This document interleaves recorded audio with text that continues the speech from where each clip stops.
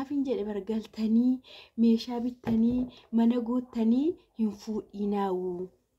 Boodanni nan fuudhame jedha malee fuudheeran jedhu. Kuna galtee fuudhamtee meeshaa mana hundumaa guuttee deessee mana warra ishiitti galtee deessee achi dhuftee amma ishiin deessee dhuftutti namichi waan baay'ee bajabajaa ture. Achi booda gaafa dhuftu humtuu hin jiru gadi bahii maal hojjedhu achi qusus jettee mucaa dugdatti baattee naashin akkatti dhaabbattu kun maal keetii jedhe tokko namichi sabee hojjettu kootii jedhe. Kana olamma wanti nama aarsu jiraatanii yaaddu.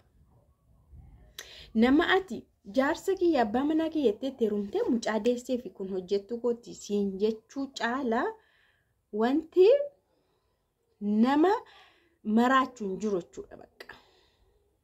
Dhugaan sinin jedha. Haga dhumaa dhaggeeffadha. Isin hunduu warri ganaa galtanii heerumtanis haa ta'u bakka. Hundumaa keessanii fudhaa ga'uu qabdu. Nagaan siniif haa ta'u kabajamtoota hordoftoota akkam jirtu nagaa keessanii annagaa koo galata waaqaa ta'u baga jiraattan baga har'a geessanii. Egaa obboleettiin keessan kuni biyya Arabaatii dhuftee nama kanatti heerumtee jechuudha. Nama kanatti heerumtee meeshaa mana keessaa hundumaa kan guute isheedha jechuudha. Waan hundumaa kan sirreesse. Egaa biyya Arabaatii innaa dhuftu shamarran keenya waan hundumaa bakka guuttachuu barbaaddi bakka fataa jechuudha. Haa xinnaatu maaf kutaa tokko hin taane hammasa waan ta'e goggodhattee fataa jechuu barbaaddi. Maaliif biyya akkanaa keessaa dhufte iddoo qulqulluudhaa dhufte mana akkasii keessaa dhufte mana bareedu keessaa dhufte rilaaksii gootee dhufte. Kanaaf hamma isheedhaa danda'ame ofiin qusattu jireenya kooti gaafa itti bash gooteetu bareechatti. Isheen kunis akkanuma sirreeffattee nama kana faana jireenya ishee eegaltee. Namni kun hojiinsaa kaaffee keessa hojjeta. Keessummeessaadha. Achi ulfataatee yeroo ulfishii gahuu biyya warra ishee deemte baadiyyaatti dhaqxee deessee jechuudha. Harmeen ishee asitti nama siin qabdu namni dhufee si gargaaru siin jiru jennaan achi deemtee teessee laalaa ji'a 8 qulqulluu teessee. Mana warra ishee jechuudha deessee. Ji'a 8 qulqulluu xiree teessee booda namichi keessa na'u akka barbaade tatta'a erga isheen deemtee humaa birriilleen erguuf achitti waanuma argatullee hin gargaaru zanaa fataayedha jechuudha ofiidhuma isaasitti. Booda gali siin jennee maa hamma kana turte siin jennee kottu siin jennee maal bakka hangaa siin jennee maal siin jennee achi maal godha seetanii hin dhufte isheen ofiidhuma ishee qaxxattee dhufte. Mana ishee dhuftee galte. Innaa warri ollaa sana wii hin dhuftee ganagaan dhuftee. Hin dhuftee yoo mana abbaa manaa keekoo akka duraanii miti jedhanii. Maal akka dhiistee deemte maa akkas miti garuu nuni maaltu abbaa manaa fi haadha manaa gidduu gallee hin haasofnu dubbannu jenneetu malee akka duraanii miti inni akka duraanii miti jedhanii. Umaatti nimne achi booda maayinni itti shakkite umaatti nimne garuu akkas jedhanii qalbii ishee rarraasanii hojii ishee itti fufte isheen jireenya ishee bakka safaana sumaanonni amalli babbadeera bakka amalli isaa babbadaadha dhuguus jammareera hin dhugasii bakka tabalaashaa beektuun tabalaashee osoo akkana jedhuuti mana keetti rakkachuu jalqabde. Waan nyaattu dhabde mana keessa waan isiniin jedhu dura birriin ishee maalitti dhume kunoo waan akka kotota kutaan kotii bituutti waan akka bebbeeksifachuu wal fuudhanii kana baasiin hunduu kan isheeti da'umsa isheeti wal qabatee baasii mataa isheerra hundumtuu birriin ishee jedhee dhumeera. Achi birriin ishee dhumee isa booda hin rakkatte mana keessatti. Hin rakkattee oddoo hojiistis hin ari'ame. Sababni isaa namichi iyyuu sina siraata waan jedhamu dhabe seera dhabe bakka waan godhu achi dhugas waan ta'eef iddoo sanaatti gaafatamaa mana sanaa ilaalee namni kun hin ta'e baasee hojii keessa isheen mana keessatti waan nyaattu waan dhugdu yeroo isinii dhabdu maal gootee intinis ni maanni chiipsii dinnicha bixaaxas jettanii na chiipsii kana maashinii isaa bitatteetu karaa irratti kana hojjechuu jalqabde.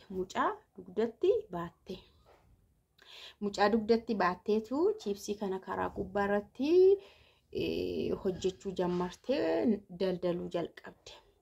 Achi maadha namichi keessanii balaa kana gadi buusii na salphiste hiriyoota koo biratti akkama gadi baate akkas hojjetta kana Ahaa.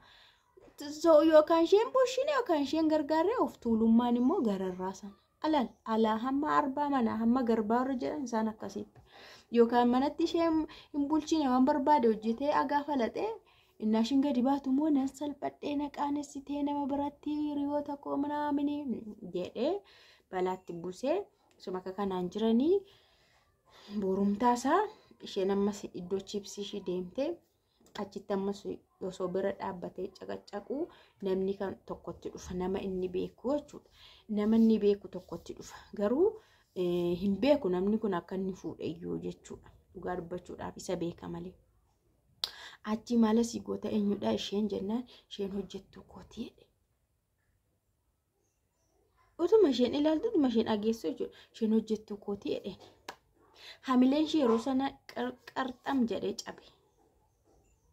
Achi booda intaloon tokko jirti suma faana kana hoteela sana keessa hojjetaa turte intalli sun maal jettiin baay'ee gadditee fi ati kanaan dura biyya arabaa hojjettee dhufte miti iyyuu maaliif ammas biyya arabaatti hin deemtureeyyuu namni kun aniyyuu gorseen dadhabee baqa wajjin hojjenna turre an gorsee jedhan afaan iyyuu wallalee sirumayyuu immoo ari'amee jira. Kanaafuu amma biyya arabaa beekte waan ta'eef ammas biyyuma arabaa deemi asitti mucaa dugdatti baattee karaarran dhaabatiin jette. Jennaani isheenis tole jettee mucaa ishee fuutee warra ishiitti galfattee jechuudha. Warra ishiitti kennattee gara biyya arabaa ishee. Naman arsuu naman gaddisiisuu hin jedhe kun dhugaan siniin jedha bar. Kanaafiyyuu shamarran keenya gara fuula duraatti galtanii birrii hamma fedheyyuu akka maachaa yookaas kuufadhaa xab jedheen dhuma birrii. Hamma fedhe baankii keessatti walitti qabi kootu birrii kaashiin callan muxut jedhee dhuma. Isuma baastee fayyadamtee isuma nyaatta isuma maal goota taanaan si jalayyuun dhaabatu yeroo inni dhumuyyuu hin beektu jechuudha. Baay'een keessa nama miliyoona 2 qabaachuu dandeessu 3 5 qabaachuu dandeessu. Uftanii isinii dursa waa'ee dhiiraa waa'ee maalii dhiistanii jireenya keessanii sirreeffattan taanaan dursitanii waa'ee dhiiraa sirreessitu taanaan akka mucayyoo kanaatti osoo hin jaallatin isheen amma akkasiin ta'an seene hin se'amu bara humanaa milkaanaa ta'a baqa aaran galfadhaa biyya koo keen jiraadhaa ijoollee godhadhee mana koo keessatti abbaa manaa koo faana jedhama. Garuu kallattii ati yaadni sirkaa deema jireenyi jechuudha. Kanaaf mucayyoon kun amma jireenya haa jettee jalqabuudhaaf irra deebiidhaanii gara biyya arabaa deemte maal gootire filannoo dhabde bara. Amma mucaa dugdatti baatanii karaarra hojii akkasii hojjechuun baay'ee ulfaata. Dammoo namni immoo waan siin jedhu biyya arabaatii dhufte ammoo maan baqa haamilee kee waan si tuttuqu. Na mucattiin kun duruma sirreeffattee namichaaf kana faana yoo adda baate iyyuu mucaashii yoo barbaadde warra ishiitti kennatte hojii ishee hojjetatte mucaashii ichitti guddisuuf haati. Kanaafuu waan akkanaa cimsaati jireenya keessaniif itti gaafatamummaa fudhadhaa. Dhiirri akkuma har'a hooy jette boris hooy miti. Dhiirri jechuudha. Har'a kana amma manatti galtutti amma maal ta'utan hooyin balaadha. Abeet dhimmeetiinsaa iyyuu balaadha.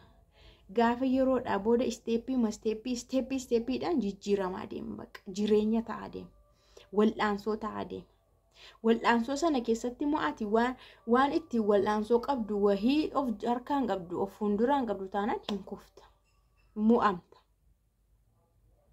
Kan akka hin taanee fi tokkoffaa namallee filachuun dirqama rarraafataa waan ta'eef qofa sin fayyadu. Tokkoffaa nama filadhu nama naansiin jedhu. Namni kamuu namadha. Nama keessaa immoo nama filatta. Nama of filatta. Nama itti gaafatamummaa fudhatu. Nama hojii mataasaa qabu. Nama galii mataasaa qabu. Ofiiyyuu of danda'uu qaba. Barsirratti dhufee ba'aa ta'aa sirratti laxxafamuu miti. Ofuma mataasaaf iyyuu nama of danda'ee of jiraachisu ta'uu qaba. Hankee rakkoon qabu. Atis of dandeessa.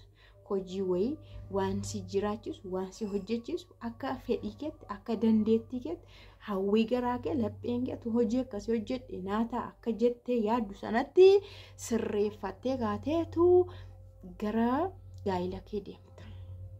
Konfiidensii guutuu qabda itti gaafatamummaan fudhatta. Daa'imni yoo dhufes guddifachuu dandeessa. Lammata biyya namaa hin deemtu. Si galee akka akkanatti hin shawwadamina siniin jedha sakaan immoo waaqayyo sinaa gargaaru waaqayyo nama cimee malee isa ciisuu hin gargaaru kun beekamaadha ciisnaan achuma birdi libsii si daddabalama malee achi si kaasee sin gargaaru ati tattaafataadha taanaan atu guddachuuf ol hiixatte taanaan ol si dhaaba